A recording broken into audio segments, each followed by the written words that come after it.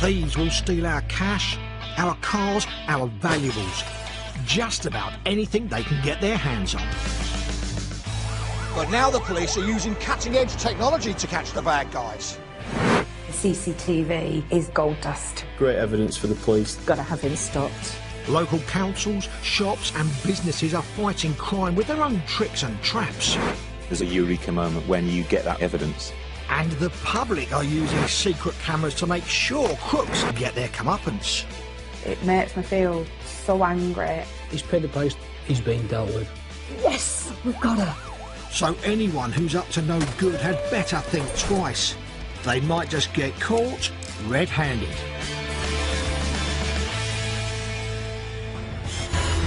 Today, pub landlady Jill is so shocked that someone at work is deceiving her, she even suspects her partner. I said, Roy, you've got a key. You use the key.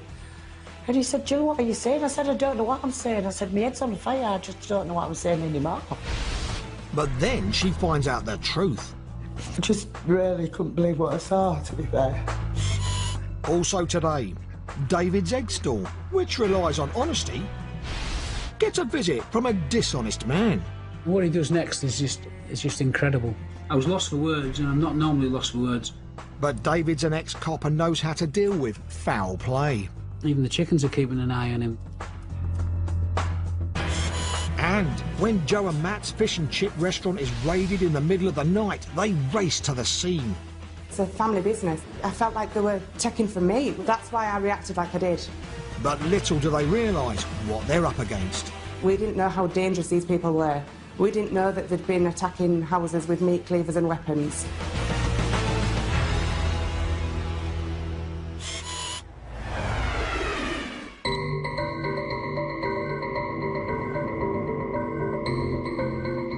The Zetland Arms pub in Hull has recently come under new management. Sorry, Jill. Landlady Jill has been in the licensed trade most of her life. She used to work for a company rescuing failing pubs. Basically, pubs that people have let go and not bothered about, they need a bit of TLC, do you know what I mean? So we sort of go in and do that, clean them up, turn them round, basically. Jill lives with her long-term partner, Roy, who had a career at sea before retiring due to ill health and severe breathing difficulties. You see public houses where you think, look, that's a bit run down a bit, but it's not. So the building might be, but the people aren't. Jill first ran the Zetland Arms 7 years ago, and now she's back. Trade is on the up once more. Obviously, I knew everybody, and there was all like popping in as we were doing the refurb, and then we had a big grand opening night. It was a fantastic night. Jill is devoted to her loyal team of bar staff. They're like my kids. The staff call me mother. One girl that works for me, I'm mother number 2, and it's lovely, because I haven't had any children myself, so it's really nice to adopt all these others. She just loves people, loves to help people. People in return love to help her, which makes for a good, happy pub. But that happiness is to prove short-lived, when one of Jill's team betrays her just when she needs her friends most.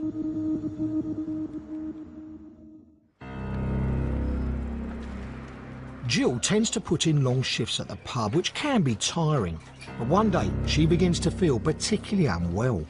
A week before my birthday, that's when I started having problems. I went to see a doctor. She sent me to see the consultant. The consultant sends Jill for tests, and a fortnight later, she gets the results. They rang me, said, "Are you sat down? Sorry, Jill, it's cancer." It was a bit of a shock. But it didn't stop her. She just carried on as normal. People said, Jill, you've got to rest, but she wouldn't.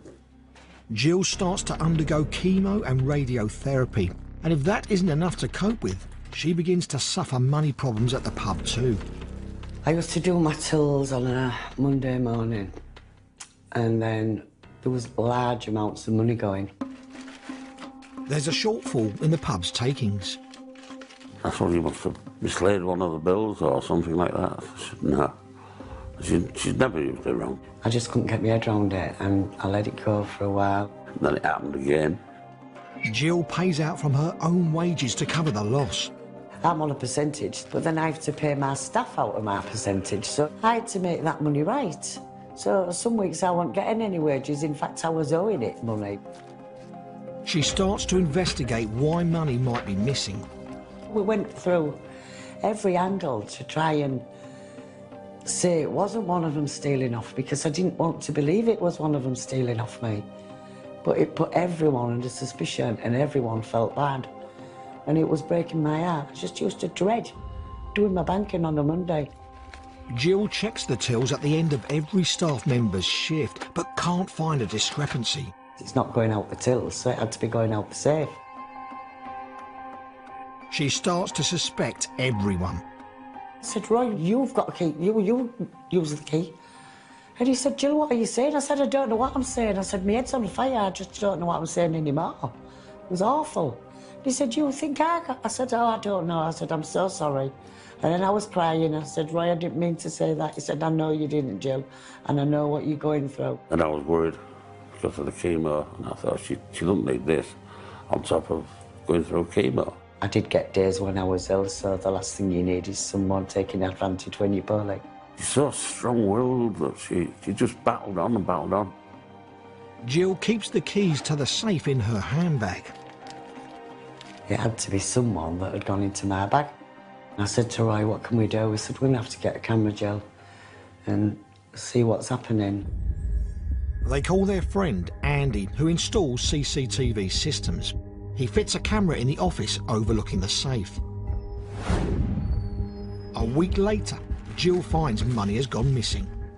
I counted the money up and I said, oh my God, it's down again. And it was down £610 to £20. Andy comes to check the security camera footage with Jill. I looked at the camera and I just went outside. Sorry. But I just really couldn't believe what I saw, to be fair. Because I treated this member of staff like one of my own. And it was just such a shock. The camera clearly shows one of Jill's staff raiding the safe, stealing the £620 in a wad of £20 notes.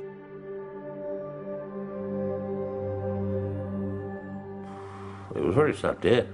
Sad day for Jill. When she's put a trust in people. Jill always says if you put trust in people, you get the trust back. You know, I've looked after the girl. I always looked after her. And when I was going for the chemotherapy and the radiotherapy, she used to text me in the morning and say, I hope everything's okay today and hope you're all right, love you lots. And so, you know, that was difficult to get me around as well. Jill was so upset that somebody could do that she'd helped repeatedly. Jill wants to see the woman straight away.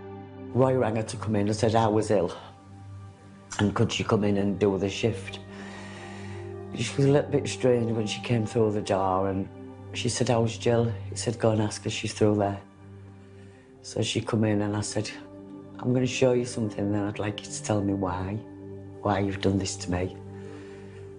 Well, she come up with all kinds of excuses. Jill did give him a chance to own up. I said, give me the money back and we'll say no more about it. And she denied it, and then in the end, Andy, we'd been friends for years, he lost his temper. He said, I suggest you just get out my face. He said, she's tried to give you an option here, she's given you a lifeline. And you've thrown it back in her face. So he said, Jill, just leave it and stop getting yourself upset, we'll get the police. The police arrest her, but despite being caught on camera, she continues to deny stealing from the safe. There's not a lot I can say about actions of somebody that does that to someone that's been so good to you. You've got to have reached the law to do that. In court, the woman was found guilty of theft and sentenced to a 12-month community order to do 160 hours of unpaid work. She also had to pay a £60 surcharge and repay the £620 she stole. Finding out it was one of her staff, someone she regarded as family, was tough for Jill. You've got to dust yourself down and pick yourself up, haven't you? One of them things, it's gone now. You just get on with your life. That side of the books close to us. We just crack on for tomorrow. But Jill soon found out who her true friends are, and there are many. They came to a celebration at the pub after she received some very good news at the hospital. She's been given the all clear from cancer. I rang my sister when I come out and I said I must have had the look of the Irish because it's gone. She was absolutely buzzing and all my kids were ringing me, our children and their daughters and sons. And it was fantastic, I couldn't believe it. We were so happy, we both cried, obviously. It was just marvellous just to see what people thought, Jill. Everybody was absolutely over the moon, you know, that I'd got through it.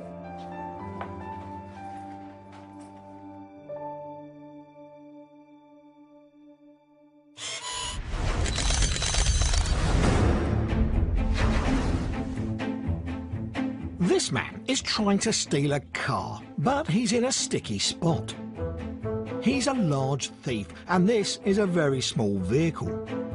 It's a little smart car, but this guy clearly isn't so smart, because his every move is being caught on camera. Someone has spotted what's going on and has started to film the would-be thief on his phone. He's also called over other people to surround the car so the thief can't get out. The man tries to get out of the passenger's door, but that's not happening. He jumps over to the driver's side, but that's not happening either. Sunroof maybe. Well, it might be a smart car, but it isn't smart enough to have an ejector seat. For some reason, he's holding a screwdriver. Perhaps he's realised how much he's screwed things up. A policeman soon arrives, arrests the man on the spot and releases him from captivity, but not for long. The thief has a string of previous convictions and ends up swapping one small space for another, as he is jailed for 32 months.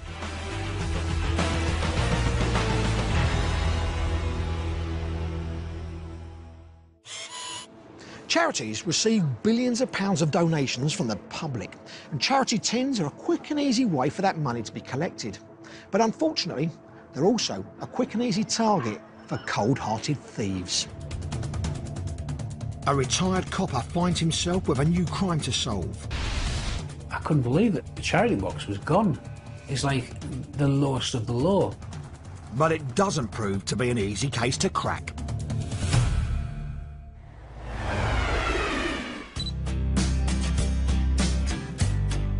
Marske by the Sea, a picturesque village on the edge of the North York Moors.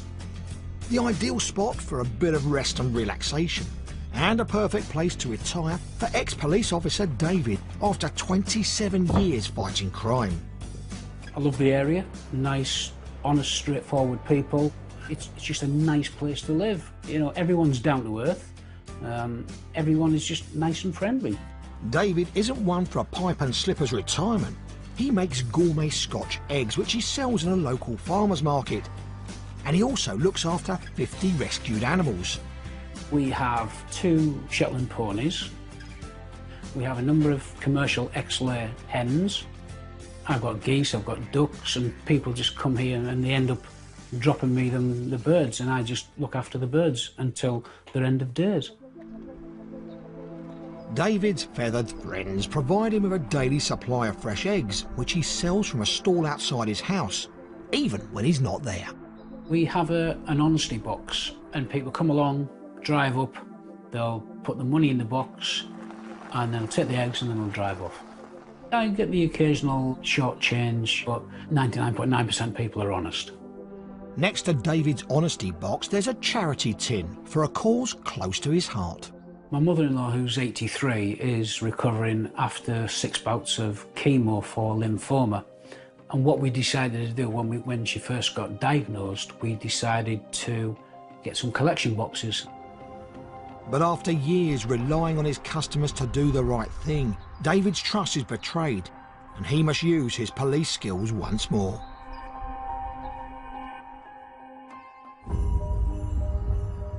It's a spring morning, and David is tending to his animals. It was a normal everyday. I feed the ducks first, and I'm going to do me ponies, let the birds out. As I'm walking back from the chicken house, I find a chain on the floor next to the table. And I couldn't believe that the charity box was gone. David wants to find out what's happened, and he can, because he's installed CCTV cameras. Scanning through the recording, he sees a suspicious-looking man loitering near the table.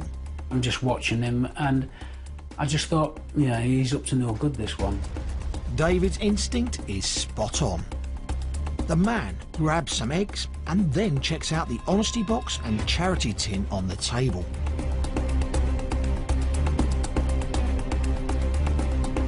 He seems to consider stealing them, then changes his mind and returns to the van.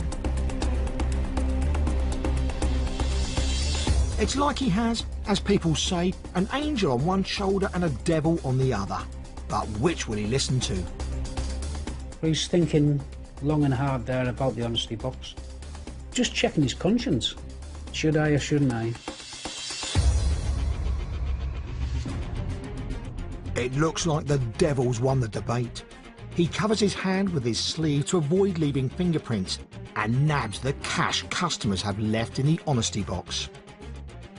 I was lost for words, and I'm not normally lost for words, and I couldn't believe what he'd done. He looks straight at the camera, but doesn't clock it. Obviously hasn't got a clue about the CCTV. Even the chickens are keeping an eye on him. Now he's getting confident. He thinks he can steal the eggs with his right hand and the charity tin with his left, but it's chained to the table. Unbelievably, he tries to kick it off and has a second thought about it and goes and puts the eggs which he's stolen into his car. So he's obviously made a decision now what he's going to do. And this uncharitable man isn't giving up. And then what he does next is just incredible. He went back over to the charity box and snapped it, all within about 3 minutes. And I just couldn't believe what this person had done. David realises the crime took place when he was with his mother-in-law in hospital as she was undergoing chemotherapy.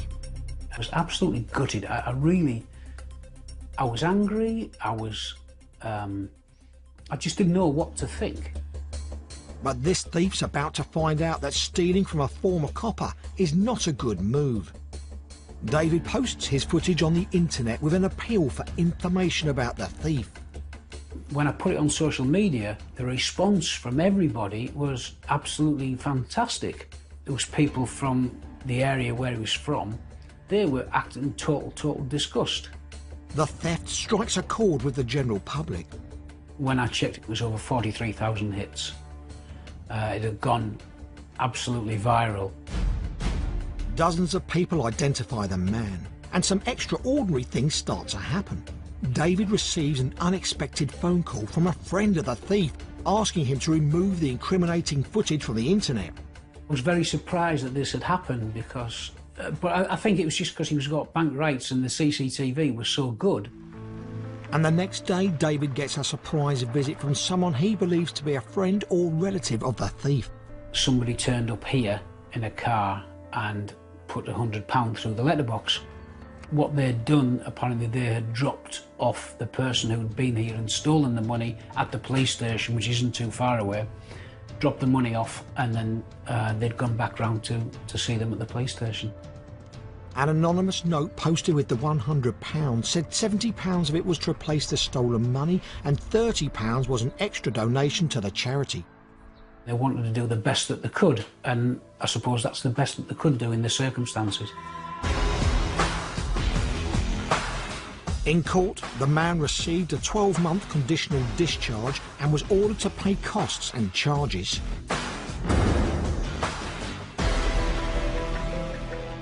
The way the case was solved restored David's faith in human nature. I was really pleased with the public response. I think the public, fantastic, all credit to them.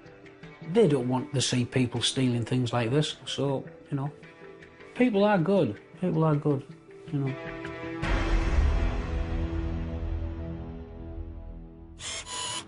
Social media is increasingly being used to help solve crimes. But how can victims of crime use the internet to best effect. My advice would be contact the police officer, show them the evidence that you have and explain to them what you would like to do, because it may well be that in fact the police can do that on your behalf. We feel it's really important that victims work with us before they think about putting them onto social media. One of the main reasons for that is it might impact on the ongoing investigation and stop us bringing offenders to justice. It could be that you alert the criminal as to what you know and the fact that police are looking for them, and they could get rid of the property that they've stolen or change their appearance in some way. It's really important that if you think you've got CCTV footage of an offender committing a crime, you share it with the police.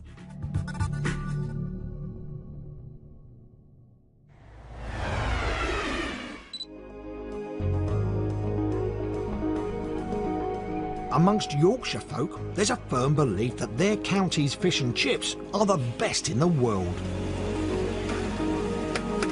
Which is why, 14 years ago, Joe's Uncle John decided to open his fish and chip restaurant in York.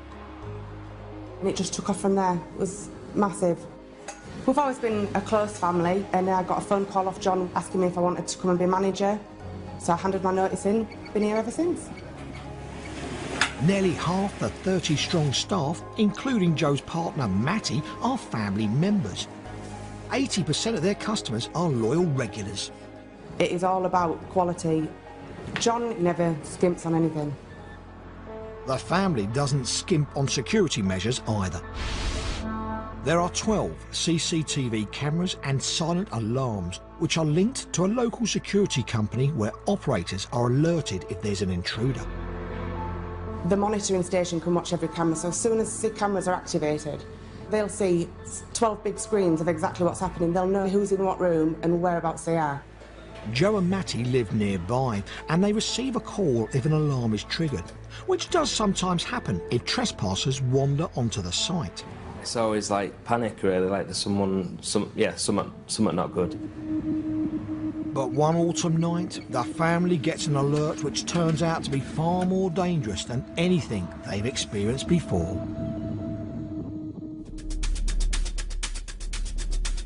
It's 4 o'clock on a Tuesday morning in November, and the fish and chip restaurant's CCTV cameras are about to earn their keep. An outside light is triggered at the back of the restaurant by 3 men in hoodies. They've cut the building's phone lines, believing it will stop the alarm alerting the police. But the system has another way of contacting the security company, and their operator calls Joe and Matty. As soon as you're phoning at 10 to 4 in the morning, you know there's a problem. It was the alarm company saying there's 3 lads round the back. We thought it was just some young lads, so I just jumped in the car and came down as quick as I could. It just sort of went. I was on the phone to the alarm company, I was on the phone to the police at the same time, I was telling my kids to get dressed. One of the intruders uses a spade to break a window. At home, Joe gets continuous updates from the security company. I was trying to tell the police what he was telling me so they knew what to expect when they got here. An intruder climbs through the window. In the darkness, he throws a computer to the floor and stamps on it, thinking it controls the CCTV. He then turns the light on. The computer's badly damaged, but live pictures are still being fed to the security company.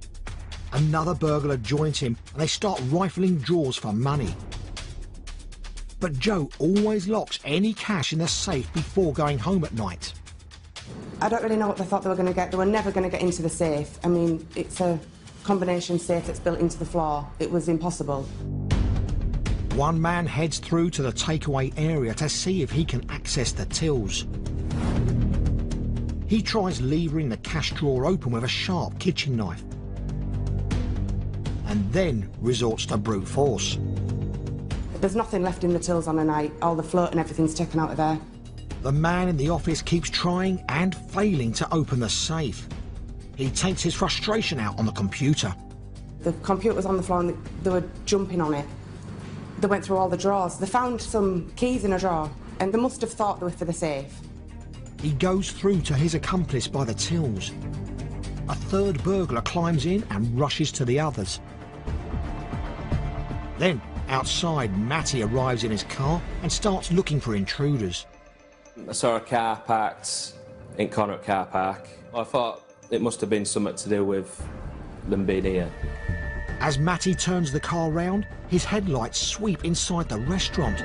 It spooks the burglars, and they run.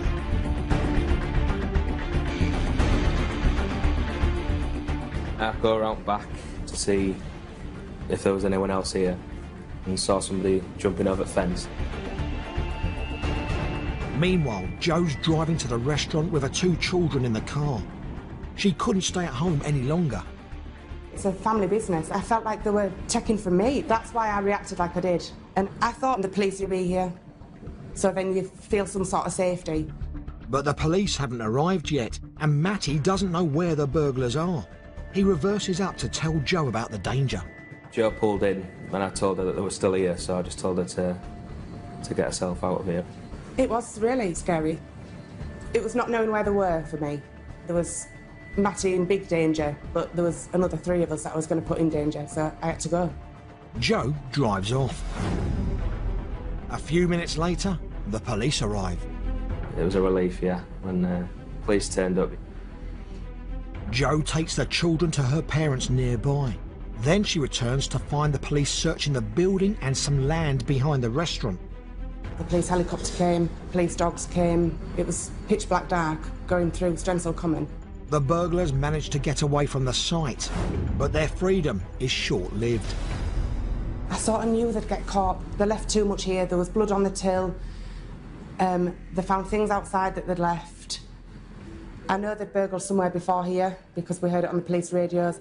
I always thought the police already sort of knew who they were. The police do know who they are, and what they tell Matty and Jo comes as a great shock. They realise they may have been in greater danger than they thought, because the burglars were part of a 5-man gang which had used weapons to terrorise victims. We didn't know how dangerous these people were. We didn't know that they'd been attacking houses with meat cleavers and weapons. We just thought we were walking into a load of kids round the back. The quality of Matty and Jo's camera footage helped to catch the gang. In court, the 5 men were sentenced to a combined total of more than 47 years in prison. Looking back, Jo now thinks they should have waited for the police before going to the restaurant that night. We didn't know these people were dangerous, and it wasn't till the police told us who they were, and it was in the paper, and you read the stories, what they'd done to other people, that it was really scary. It was a very dangerous situation that luckily ended well. And for the family's fish and chip business, it was back to work that same morning. My main thing was, we need to be open for 11:30. We have 80% regular customers that want everything as normal. Sort of shut the door to the office and opened as usual.